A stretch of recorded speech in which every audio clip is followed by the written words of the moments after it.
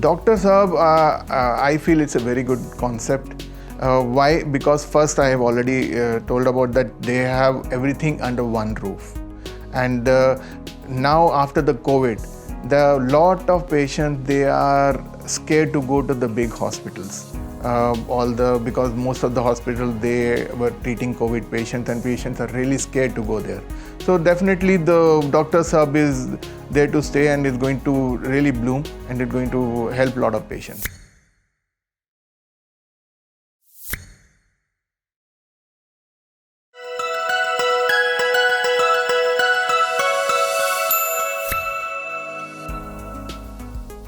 देखो, मैं इनोवेशंस की बात कहूँगा तो सबसे जो इम्पोर्टेंट इनोवेशन है वो वैक्सीन आई है, ठीक है। और वैक्सीन के बारे में जो लोगों के मिथ हैं, मैं चाहता हूँ कि वो मिथ दूर होने चाहिए। People are still hesitant to go for vaccination. अभी जो डेल्टा वायरस जो कोविड का नया वेरिएंट का डिस्कशन चल रहा है, तो अभी लेटेस्ट में अभी किसमें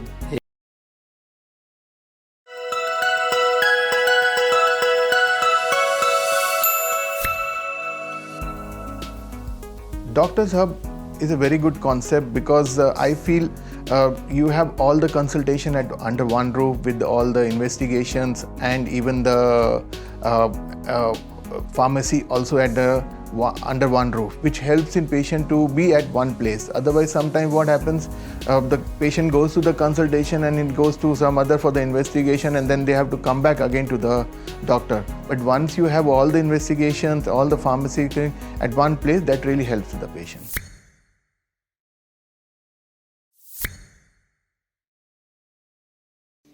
Good morning, everybody. I'm Dr. Monica Deswal, an ENT specialist. We will be talking about COVID-19, the new variant, the Omicron variant. In Omicron patients, we are normally getting sore throat with fever, nasal congestion, stuffy nose, sneezing. Most commonly, patients are presenting with this. These symptoms are lasting for around 5 to 7 days. However, if the fever is persisting for more than three days, we recommend that you are categorized into moderate to severe category, and further follow-up is required from a specialist. Is Omicron variant of COVID-19 less severe than Delta? Yes, it is. Severity is less, but the transmission is very high because the virus multiplies in the nasopharynx, that is just behind the nose. It has a tendency to transmit the virus very fast. Who are at a higher risk of developing serious illness for COVID-19? Any person who has comorbidities, especially diabetes, hypertensive, cardiac anomalies, they are at more risk of developing a severe form of illness. And any patient who has fever lasting more than 3 days needs to be investigated further and has to be in touch with a COVID specialist doctor. Thank you. Omicron के क्या लक्षण हैं? Omicron का कई बार ऐसा होता है कोई लक्षण नहीं होते, बिना लक्षण के ओमिक्रॉन हो जाता है, खाली टेस्ट करने पता चलता है। लेकिन अधिकांशतः गले में खराश होती है और थोड़ा हल्का बुखार आता है। 2 से 5 दिन, 1 हफ्ते का आइसोलेशन करने में ओमिक्रॉन में आदमी ठीक रहता है। सिर्फ 1 हफ्ते का आइसोलेशन की जरूरत पड़ती है। ओमिक्रॉन कोविड-19 का वेरिएंट है। हाँ, ये कोविड-19 ही है, लेकिन इसका जेनेटिक अलग है। हम लोग जो टेस्टिंग करते हैं वो कोविड-19 की टेस्टिंग करते हैं। इसकी टेस्टिंग के लिए अलग से भेजना पड़ता है, पता करने के लिए कि ओमिक्रॉन है या नहीं है। अभी आजकल कोविड-19 के होम किट्स आ गई ना, कर लेते हैं, लेकिन अभी इसकी जो ओमिक्रॉन की किट नहीं आई है, आने वाले समय वो किट आ जाएगी तो हम ओमिक्रॉन का डायग्नोस कर पाएंगे। जितना ज़्यादा हो सके साबुन पानी से हाथ धोना, प्रॉपर ढंग से हाथ धोना वो ज़्यादा जरूरी है। और जहाँ पानी नहीं मिलता हाथ धोने के लिए, वहाँ जो है सैनिटाइजर की जरूरत है। एल्कोहल बेस्ड सैनिटाइजर यूज कर सकते हैं हम लोग। भीड़ भाड़ से दूर रहें, भीड़ भाड़ वाले इलाकों में न जाएं। प्रॉपर मास्क या डबल मास्क या 3 लेयर मास्क का उपयोग करना बहुत जरूरी है। और जब भी कभी कोई प्रॉब्लम होती है तो व्यक्ति को हमेशा अपने डॉक्टर की सलाह लेना चाहिए। एक बार अगर कोविड हो गया, इसका ये मतलब नहीं है कि वापस से नहीं होगा। दूसरी बार बिल्कुल चांस है होने का, लेकिन जितने हमने लोगों को देखा है, सब में infection second time less severe है। फर्स्ट टाइम हो सकता है ज़्यादा हो, सेकेंड टाइम बहुत ज़्यादा लेस सिवियर है, इसलिए घबराने की सेकेंड टाइम कोई बात नहीं है। गुड मॉर्निंग फ्रेंड्स, मैं डॉक्टर एनपी सिंह, पीडियाट्रिशियन।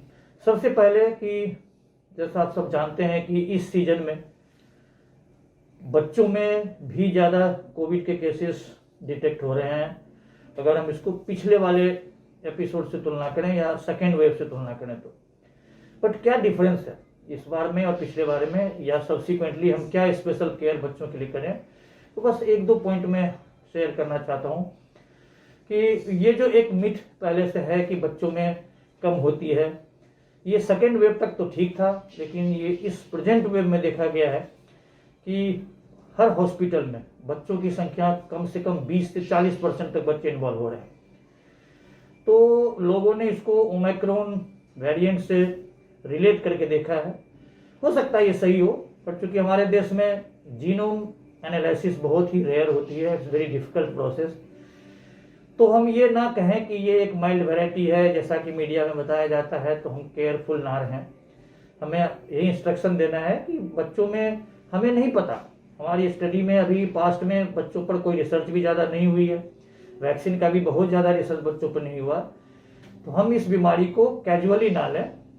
हम वही प्रोटेक्शन अपने बच्चों के लिए भी सोचें जो हम अपने लिए सोचते हैं। तो पेरेंट्स से ये सलाह है कि जो जनरल प्रिकॉशन कोविड के टाइम होता है, सोशल डिस्टेंसिंग फॉलो करें, 6 फीट की दूरी रखें, प्रॉपर मास्क लगाएं। मास्क डिफिकल्ट होता है छोटे बच्चों में पर्टिकुलरली, बट यस आजकल मॉडर्न जमाने में छोटे छोटे साइज के भी मास्क आने लगे हैं, 95 मास्क भी स्मॉलर किड्स के लिए बनने लगे हैं, तो हम उसको करें। प्रॉपर कोविड एटिकेट का फॉलो करें, जहाँ तक हो सके इंडोर रहें, बाहर निकल ज़्यादा इंथुजियास्टिक होने की जरूरत नहीं है। जब एक बार पीक डाउन होने लगेंगे तो धीरे धीरे अपने आप नॉर्मल जो लाइफ है वो फिर से शुरू हो जाएगी। But for the time being अपने बच्चों की, बच्चे समझते नहीं है, आपको उन्हें समझाना है, तो अपने तो केयर रखें ही, ये भी ध्यान रखें आपसे आपके बच्चे इन्फेक्ट ना हो, तो अपना भी ध्यान रखें।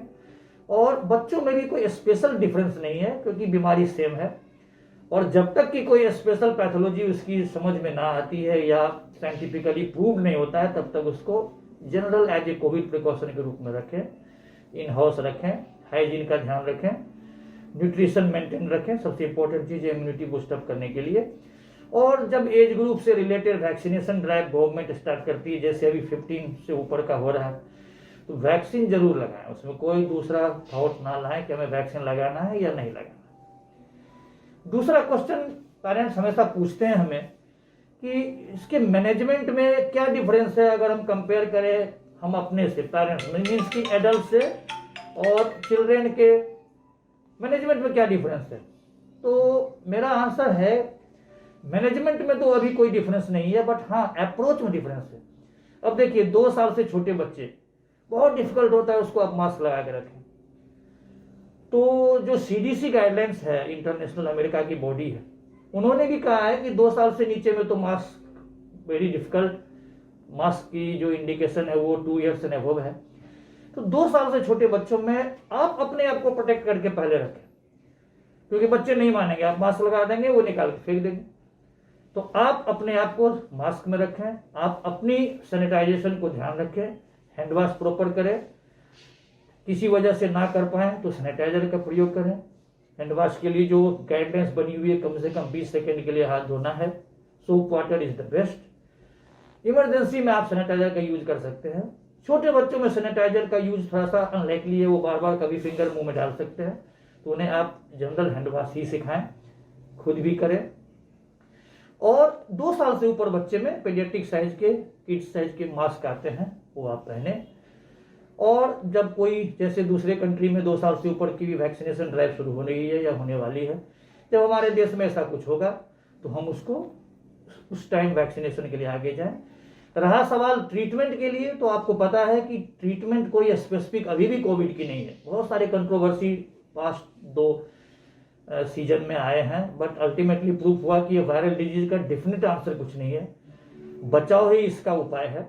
बचाव के लिए पर्सनल हाइजीन, कोविड एटिकेट, और सबसे पहले कि आपको समझ में आना चाहिए कि अगर कोई चीजें सर्दी जुकाम या बुखार है तो उसको आप सिंपल कैजुअली फ्लू ना लेकर के सस्पेक्ट हमेशा करें कि ये कोविड हो सकता है, तो तुरंत अपना जांच कराएं जहां पॉसिबल हो, और घबराए ना। कोविड हो भी जाए तो आपने पता ही है कि फॉर्चुनेटली इस सीजन में देखा गया है कि बहुत ज़्यादा हॉस्पिटलाइजेशन नहीं हुआ, बट इसका मतलब ये नहीं है कि आप शांत होकर बैठ जाएं या इसको इग्नोर करें। जब भी कभी ऐसी सिचुएशन आती है कि हाई ग्रेड टेम्परेचर नहीं सबसाइड हो रहा है अनयूजुअल बिहेवियर बच्चे दिखा रहे हैं, काफ़ी इरिटेबल है, कोई रेस्पिरेटरी प्रॉब्लम हो रही है, कुछ भी, तो इमीडिएटली हॉस्पिटल में संपर्क करें और जो भी एडवाइस स्पेशलिस्ट की होती है, जो कोविड केसेस देखते हैं, उनको ज़रूर फॉलो करें। बस यही हमारा सलाह है कि खुद भी बचें, अपने प्यारे बच्चों को भी बचाएं और हमेशा अवेयर रहें। जब भी कोई डिफिकल्टी हो, सेल्फ मेडिकेशन ना करें, अपने पेडियाट्रिशियन से जरूर संपर्क करें। Thank you very much. मैं doctor Jawahar Tikku, clinical oncologist, having experience around 38 years in this field, having treated all patients with medical management, which means chemotherapeutic management, drug treatment, hormonal treatment, and many other things, and radiation management, which involves radiotherapy, and with association of other fields, surgical oncology and other things. What I am interested in telling the public this time is that I want to make them aware that so many deaths occur every year due to the cancer. What is the cause of cancer? Till this day, exact cause is not known. With the result, exact treatment is not there. Though we have enough experience of treating it, but not reaching to the good end result. So aim is that we should treat it properly. How we can treat the disease properly? The best thing is that get a patient in very early stage, it is curable. So how can we get a patient in very early stage? This cancer normally gives some signs or symptoms which you have to take note of very seriously. And if you take note of seriously, you have to report it to the concerned doctor, who will investigate you accordingly and come close to the diagnosis of your treatment. So the best way, the symptoms which are associated, the early symptoms which are associated with this cancer, which a general person has to keep in mind. Number one is, if there is sudden loss of weight, more than 30% of the total body weight, we have to think in terms of cancer and it must be investigated. Second point is that if there is unusual bleeding from any side of the body, it may be from nose, it may be from mouth, it may be through cough, or it may be through rectum with stools. So if any such bleeding occurs, again you have to come to the doctor and get it diagnosed. Third stage is, if you are having difficulty in swallowing, or you are not able to swallow your food, solid food, or you can swallow but you have to take liquids along with it. If it persists for a long time, you come to the doctor, get it diagnosed and see the proper cause, because we want to diagnose the disease at the earliest. Fourth thing is, if you have alternate diarrhea or constipation, as I told you, if it is persistent for a very long time, yes, you must come and get yourself screened. Particularly those people who are age of above 50 or above 60, they must come if they have this alternate diarrhea and constipation or bleeding through the stomach.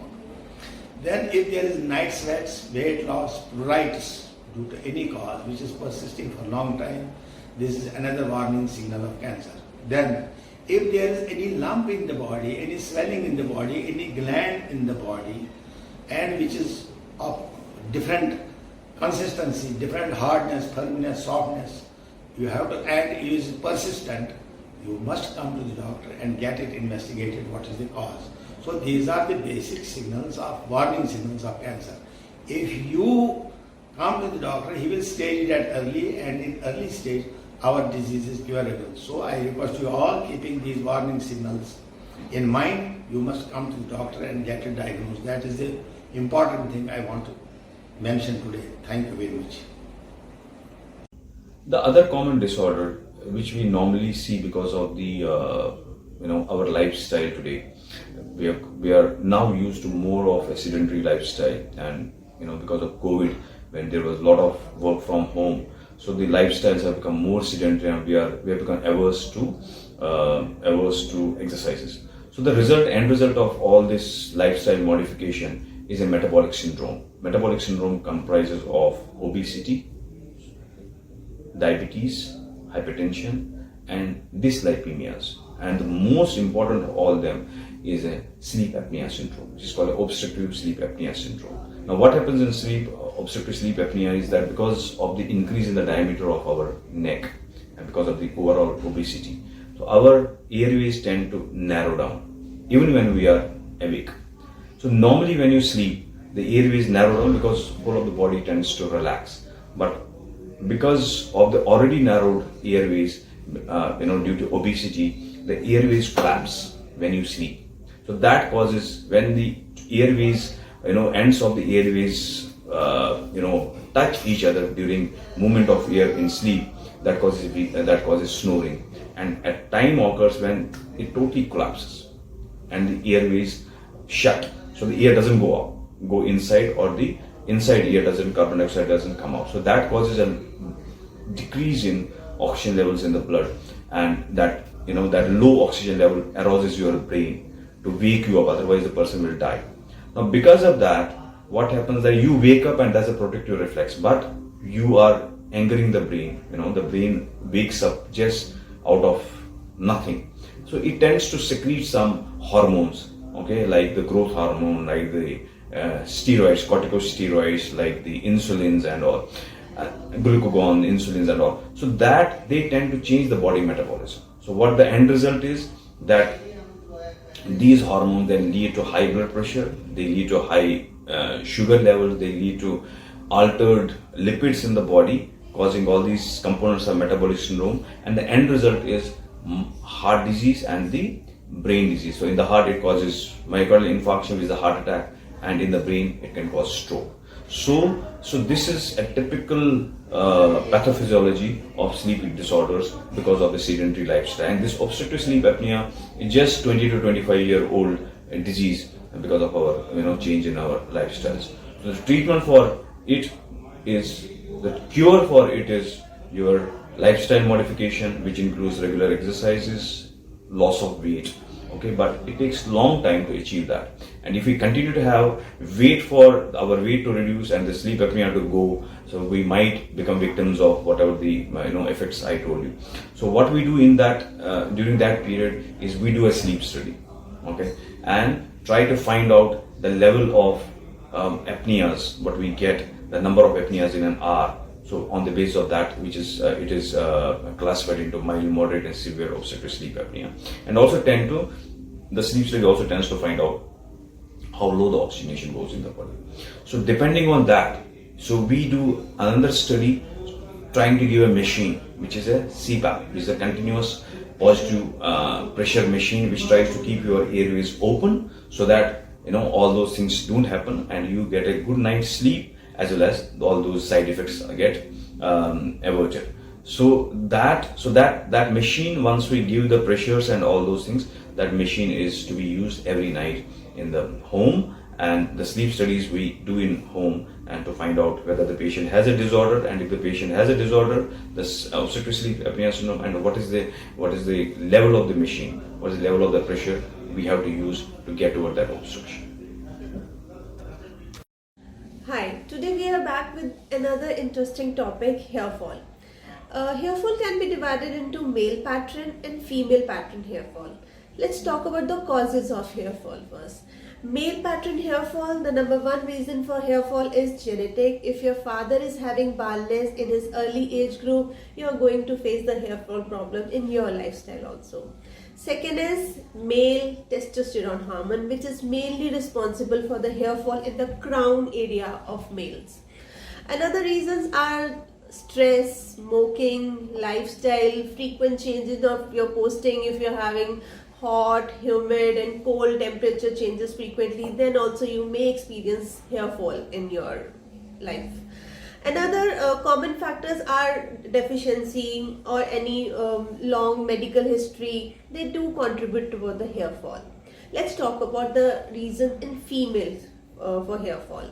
Number one reason is iron deficiency anemia. In that too, the ferritin levels are mainly responsible for the hair fall. Others are vitamin D deficiency, thyroid imbalance. They are another contributing factor towards hair fall. Other general causes are stress, lack of sleep, your chemical treatments, too much chemical treatment of the hair, they do damage your hairs and contribute towards the hair fall. Anyway, dietary deficiency are definitely one of the contributing factors.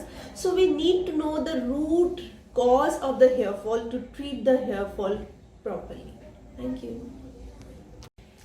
Now let's talk how we can reduce this hair fall, how we can manage this hair fall. Let's talk about don'ts, what we need, what we must not do. No overnight oil application. If you want to oil your scalp, oil half an hour, 1 hour before your head bath. Second, try to give a gap between the two head wash. Try to give at least twice or thrice a week wash your scalp. Third is no vigorous scalp massage from a barber, or even at home if you're having head bath, try to wipe off your scalp after drying it. Let it dry completely, only then wipe it off with your towel. And one of the most important things which I always tell my patient, if you're having hair fall, don't shave off your scalp. Few people think if we will shave off our scalp, the thing will get corrected and the new hair will be in the better form. So I will definitely suggest don't shave off your scalp. So let's talk about the treatment part, how we can treat the hair fall. If you're coming to us, we do conduct some tests to know the root cause of your hair fall. Either it's thyroid, either it's vitamin D or iron deficiency or any multivitamin or hormone imbalance. We need to rule out these all factors first. After that, there are many treatments available. Few of them are derma roller. Then we are having laser light treatment available. Then we are having microneedling. Then we are having mesotherapy. Then we are having PRP. But let me tell you very frankly, hair take time. We cannot do magic in that. You need to be patient. You need to be following the instructions of your dermatologist. We do give some supplements. We do suggest you some dietary changes so that things must be in a smooth line. But I always tell my patient, we don't do magics. Even magics take some time. So you need to be patient because hair, they do come back, but they take time. Thank you. Hi everyone, I am Dr. Deepti Yadav, Senior Consultant Obstetrics and Gynecology. Today I am going to talk about few facts about cervical cancer, its screening and about its prevention through vaccine. Now coming to cervical cancer. What is cervical cancer? It's a cancer of lower part of the uterus. Now coming to risk factors. What are the risk factors for cervical cancer? Human papilloma virus infection, multiple sexual partner, pregnancy at young age, and multiple pregnancy, compromised immune status, and family history of cervical cancer. These are the few risk factors of cervical cancer. Now coming to signs and symptoms of cervical cancer. How will you know you are having this cancer? If you are having postcoital bleeding, intermenstrual bleeding, or even if you are having foul smelling discharge, you must visit your gynecologist for screening. Sometimes you don't have any symptoms in case of cervical cancer. So now, how to prevent this? By getting vaccination early or by going for screening test frequently. Now, what are the screening tests for cervical cancer? Pap smear test with HPV testing or without HPV testing. This is the screening test for cervical cancer. Now, who is eligible for screening test? Any women who are sexually active from the age of 25 years to 64 years can go for screening test. When to stop? At the age of 65 years, you don't need further screening test. You can stop. Now coming to frequency. How frequently you need to go for screening test? In case if you are going for pap smear test only, you need to go for this test at the interval of 3 years. But when you are combining this pap smear test with HPV testing, then you need to go for this testing at the interval of every 5 years. But if your pap smear test is abnormal, then you may need this screening test more frequently. Now, who can take this sample? A nurse or gynecologist can take this sample in OPD department only. No need of admission for this test. Now, why this screening test is important? Screening test is important because it detects changes in cervical cells before it changes to cancer. So screening test is very important as it detects before it is getting worse. So you will diagnose earlier and you will get completely cured by this screening test. Now, what are the other methods to protect yourself from the cervical cancer? By getting vaccinated. HPV vaccine is widely available in India. Now, who are the eligible candidates for this cervical cancer vaccine? It can be given to the young girls 9 years to 13 years and can be given to the women at the age of 26 years. Advised ki also women of 40 years of age or 44 years of age can take this vaccine, but its efficacy is best in a female from 9 years to 26 years of age. Thank you. Doctor Shilpi बात कर रही हूँ। आज हम एक different topic पे बात करने जा रहे हैं। हमारा टॉपिक है कैप्स। जैसे मोस्टली नॉर्मल लोग अपना जब ट्रीटमेंट कराते हैं उनके मन में क्वेश्चन होता है कि कैप कौन सी और कब। देखो कैप होती क्या है, बेसिकली कई लोग इसको कैप कहते हैं, कई क्राउन कहते हैं। डिफरेंट टाइप्स की कैप्स होती हैं। मैं आपको दिखा सकती हूँ, हमारे पास 3 तरह की कैप्स हैं। आप यहाँ देखिए, एक मेटल की है जो बिल्कुल ऐसे रहती है, एक ये है जिसमें एक तरफ से मेटल रहता है और ऊपर सिरामिक की कोटिंग रहती है। इसे कहते हैं पोर्सिलिन फ्यूज टू मेटल। अंदर से ये मेटल ही है, उसके ऊपर दांत के रंग की एक लेयर है। तीसरा है जो पूरा सफेद है, ये पूरा सिरामिक का ही बनता है, इसमें कोई मेटल का पार्ट नहीं होता। This is metal free. ठीक है, अब ये कब लगाए जाते हैं? नंबर 1, जब हम दांत का रूट कैनाल करते हैं उसके बाद हम पेशेंट को कैप लगाने के लिए कहते हैं। ठीक है, अब कैप कब लगानी चाहिए? जैसे रूट कैनाल खत्म हुआ उसके तुरंत बाद कैप नहीं लगानी चाहिए। हमें कम से कम 1 वीक का वेट करना चाहिए, जब पेशेंट पूरी तरह से एसिम्प्टोमेटिक, मतलब उसमें कोई पेन ना हो, कोई सेंसेशन ना हो, तभी हमें कैप लगानी चाहिए। कैप लगाने के लिए आप अपने डेंटिस्ट के पास जाएंगे, वो पहले एक नाप लेंगे। नाप लेने के बाद आपको 2 दिन का या 3 दिन जो भी उनकी लैब का होगा उस हिसाब से आपको बता के फिर आपको बुलाएंगे और आपके माउथ में ये कैप फिट करेंगे। अब ये देखना है क्या ये ज़रूरी है? हाँ बिल्कुल, ये हमारे लिए बहुत ज़रूरी है, क्योंकि अगर हम रूट कैनाल कराते हैं तो हमारा दांत ब्रिटल हो जाता है। Brittle means very easy to get fractured. अगर हमारा दांत इतना ट्रीटमेंट कराने के बाद फिर टूट ही गया, देयर इज नो पॉइंट जितना हमने पेन सहा। तो इससे बेटर है कि हम जब रूट कैनाल कंप्लीट हो जाए, बिल्कुल हम ठीक हो जाए, उसके बाद हमें कैप ज़रूर लगवानी चाहिए। और ये जो 3 तरह की कैप्स हैं, मेटल विद सिरामिक इस तरह की, और थर्ड फुल सिरामिक, ये टोटली पेशेंट की चॉइस है कि वो कौन सी लगाना चाहता है। किसी किसी केस में जैसे कि फ्रंट टूथ है, हम कहते हैं कि फुल सिरामिक पे जाओ, क्योंकि मेटल विजिबल बिल्कुल नहीं होना चाहिए, एकदम एस्थेटिक लुक के लिए। Otherwise it's totally your choice, जो आपकी पॉकेट को सूट करता है वही करवाइए। ऐसा कुछ नहीं है कि इसको लगवाने से ये होगा, उसको लगवाने से वो होगा।